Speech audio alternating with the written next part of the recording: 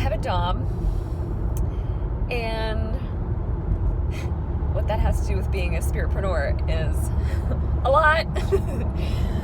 Woo! Especially a spiritpreneur who is a recovering perfectionist and knows that the best that I can do for myself, my clients, my mentees, anybody that I work with, the best that I can do for all of us, the best thing that I can do is recognize that I have things to work through too.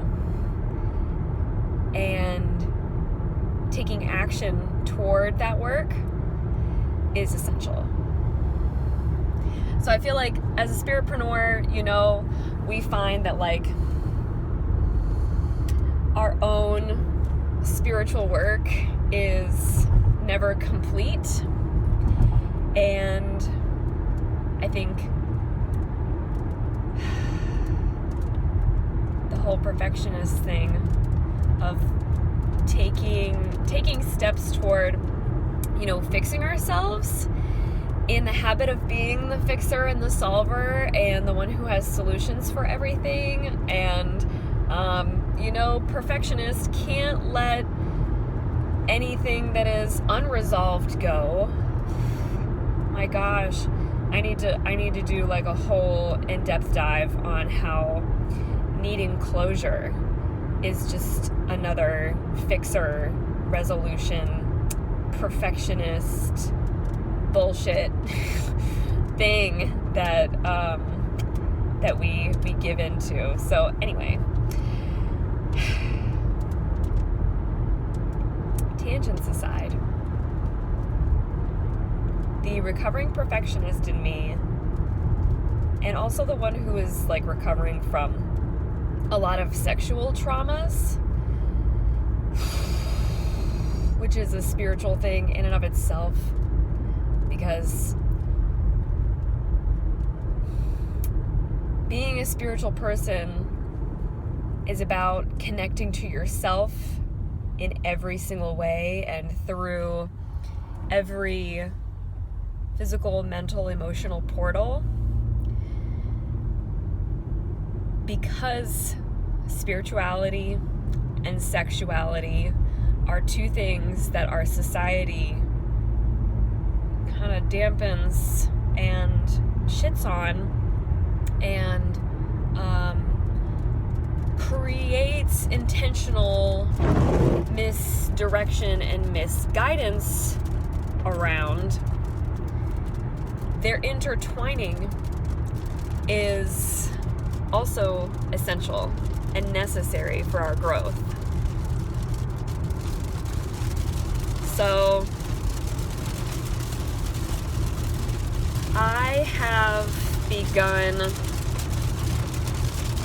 seeing somebody that I trust, and I had like an eye because what I wanted to say is that I vetted. I mean, like I've had a friend who introduced me to her Dom, and I had a spank therapy session with them, and it was a good experience. I also just knew that it wasn't the experience that aligned with what I truly needed. And then another Dom came into my life, and oh my gosh, like, he has narcissistic personality disorder. So like, I saw that red flag real fast, and was like, no, not you, not you. But somebody, I felt the opening. Whatever the universe sends you, like a version of what you want, it's not exactly what you want. It's usually an indication that you're about to get what you do want, or you're about to get the next level of what you want. The next layer is about to unfold. So I realized that I already have somebody in my life who has the Dom energy, kind of like the intensity and maybe some control organization tendencies, but like in a healed masculine way. And also experience as a Dom and as a sub. So like they ended up fitting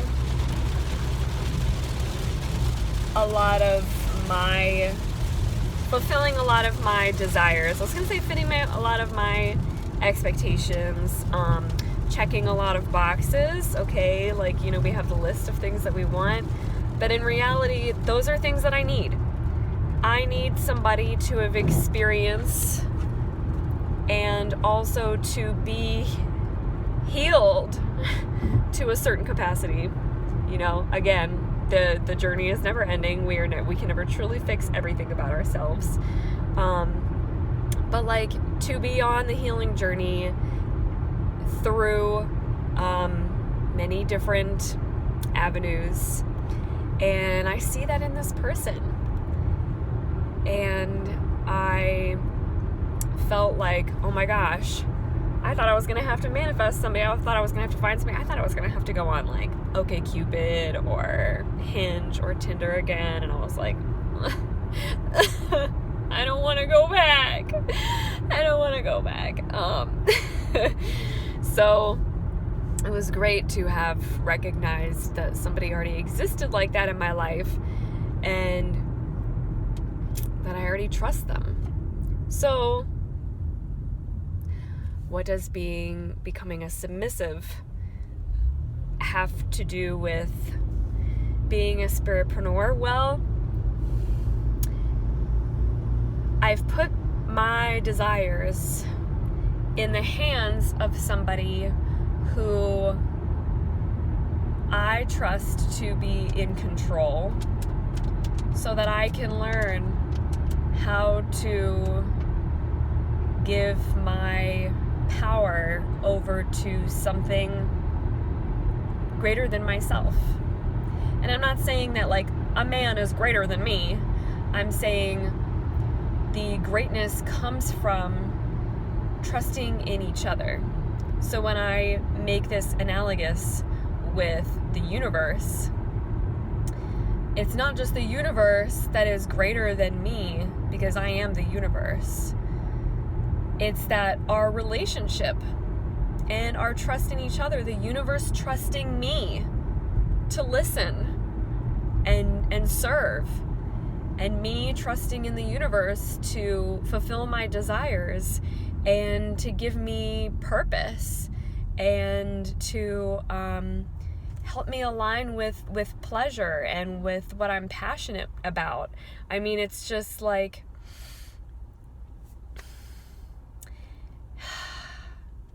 that's the kind of trust that I need. That's the kind of trust that I feel like we're all looking for in all of our relationships. I can trust in you, you can trust in me, everything, the reciprocity is there, and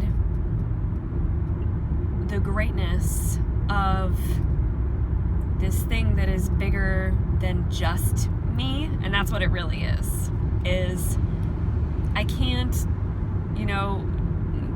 I can't accomplish things from ego. I can't accomplish things from a place of I need to do it all myself.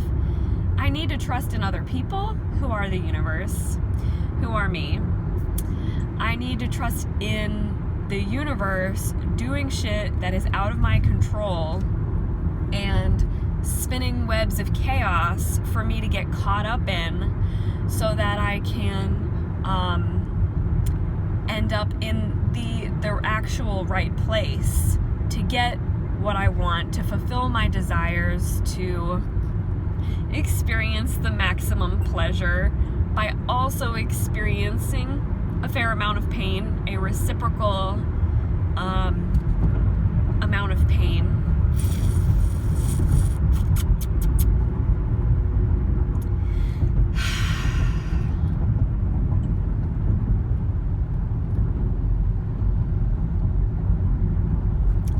spiritual person,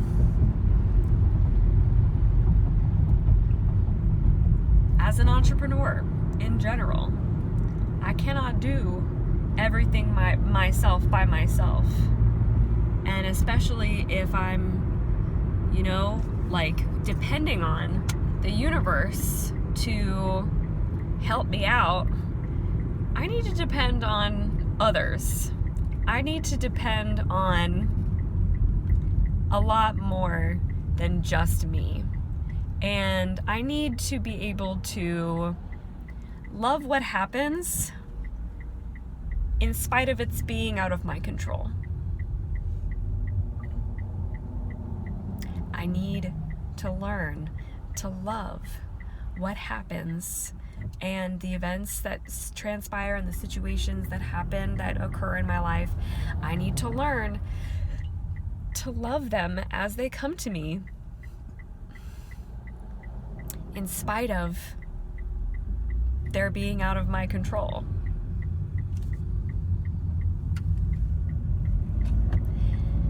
So I have given my control willingly. I have given over control to somebody else around what happens to my body willingly, with consent, with clear communication, with setting limits and boundaries. It's such a reflection of what we do in manifestation. When we're manifesting and we're telling the universe what we want, we don't want, well, that's all from experience. Sometimes we think we want something and then it shows up in our life and we're like, oh, we want this particular thing, but not like that. Or, you know, I didn't think that I wanted this, but now I'm finding that it's actually to my benefit in some way. And I'm more willing to do it again, but under, you know, XYZ circumstances, so that I can, you know, really get the fullness of the experience that I'm meant to get here. Like, you know, when you experience something that you don't like, but you know that the thing you don't like about it is the way it happened, there's still something in there that you have yet to learn, or you needed, so that you could discover something about yourself, but you're like, okay, this again, but not like this. That's what being in relationship with anybody is like, and that's especially what a dom-sub relationship can manifest itself as. And I say can manifest itself as because you have to be the one to clarify that that's what you want, that you are willing to do some things that you never would have thought of yourself, but somebody else introduces you to, and you're like, I tasted it, and actually, I quite like it.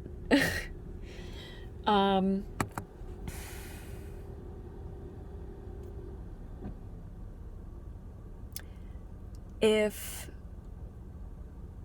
being exposed to pain doesn't, or, you know, intentional pain, which may also show up as punishment, if that doesn't appeal to you, or that doesn't feel good for you,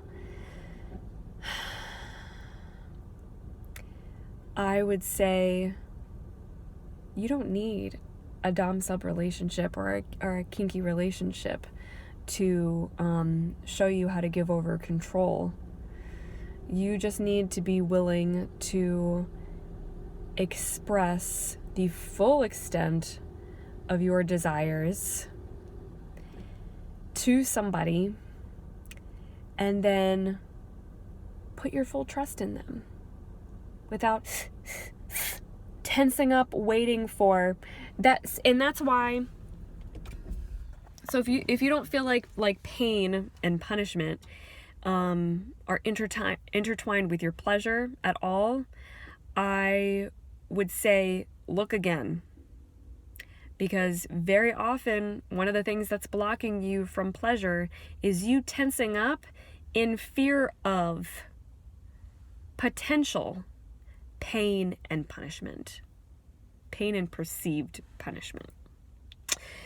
Because the first thing that I learned in my very first session as a sub was that I wasn't so much reacting to, I had the emotional reaction of crying and sobbing hysterically at some points, blubbering, just like the full range of crying. That happened, and it wasn't so much at the pain, but it was at the fear of the next time that it was gonna happen. So there's such a tension that we hold in our bodies out of expectation that is a blocking. I mean, imagine you're about to have sex with somebody and your body holds the memory of somebody forcing themselves on you, or of forcing themselves inside you before you're wet, before you're even slick enough to slide right through, okay? These are some of the things that come up for me, some of these memories in my body that are released through this experience, because there were times when I should have said something. I should have said stop. I was responsible for my own comfort, for my own safety, for my own pain and my own pleasure, and I didn't say or do anything about it. And the other thing is,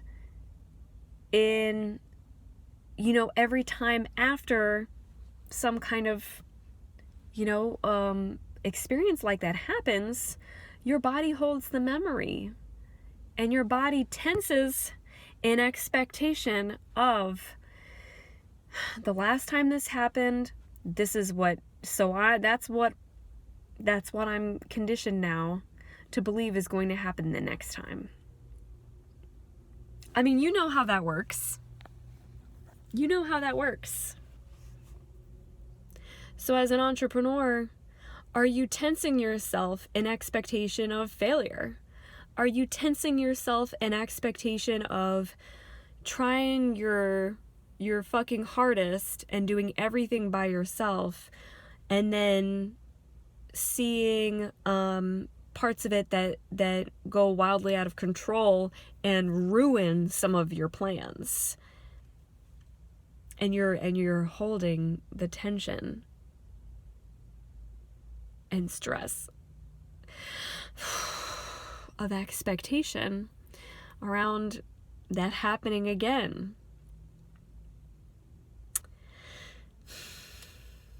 I know you're watching this because you can relate. So I want to hear in the comments about if you've ever considered a dom sub relationship or any other kind of BDSM role play or relationship, and what you think you might get from it, as well as some ways that you could release control.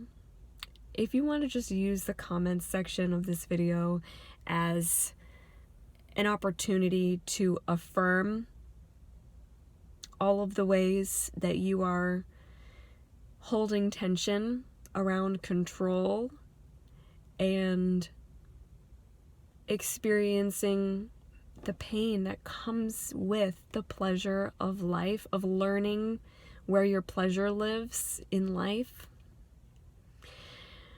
really encourage you and invite you, because I would love to see them,